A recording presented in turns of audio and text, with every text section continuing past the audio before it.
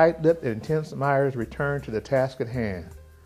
Off with the casual, on with the Holmes deerstalker cap.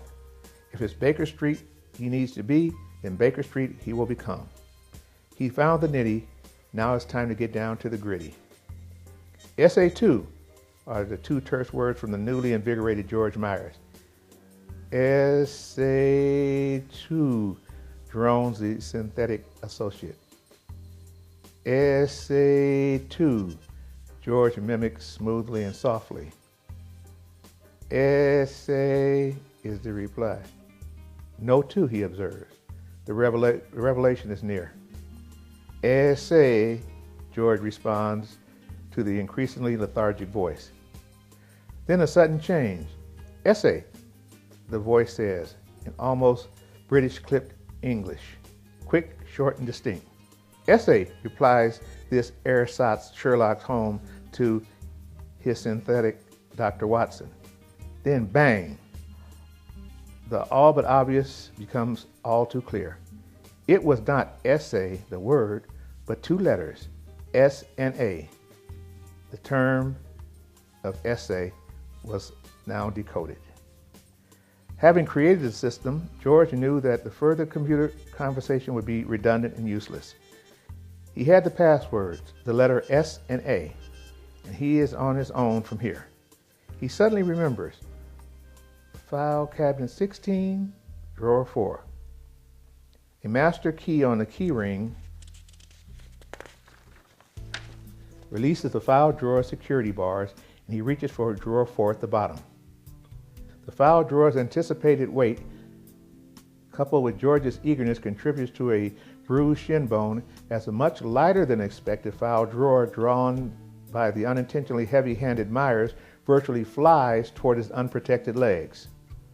Only the safety latch at the end of the file drawer prevents the drawer and possibly his lower leg from ending up on the opposite side of the room. Empty. The drawer is empty. Information about S and A is truly unavailable.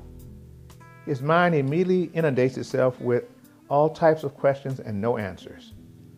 But one truth becomes immediately apparent. The information is not about any novel. Still distracted by his throbbing shin and equally throbbing mind, George starts slowly closing the file drawer when he hears a soft sanding sound. Thinking that his overly earnest efforts might have tweaked the file drawer's alignment, he pulls the drawer toward him, only to hear a more distinct sanding sound coupled with mild resistance. He then realizes that there is something under the drawer.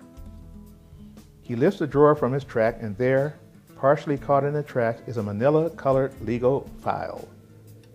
George extracts the aged and dusty folder and reads the tab.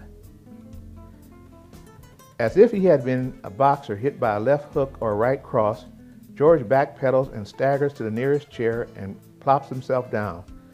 His eyes stay transfixed to the tab that reads, SA2. They won't work. They won't move. Blood is flowing, nerves are connected, bones and cartilage are still bonded to one another, but they are frozen. An unexplainable paralysis sets in immediately and firm. George can't move his hands. He has on numerous occasions dealt with the two major forms of real fear, that of the known and that of the unknown. And to quote Kipling, treated both impostors just the same. But the thought of opening the file folder sent a finger-freezing fear through his hands as well as his heart, the type of which he had never experienced. But George, ever the disciplinarian, breaks out of this funk with a couple of side slaps to his mind, which allows his left hand to relax and open the file.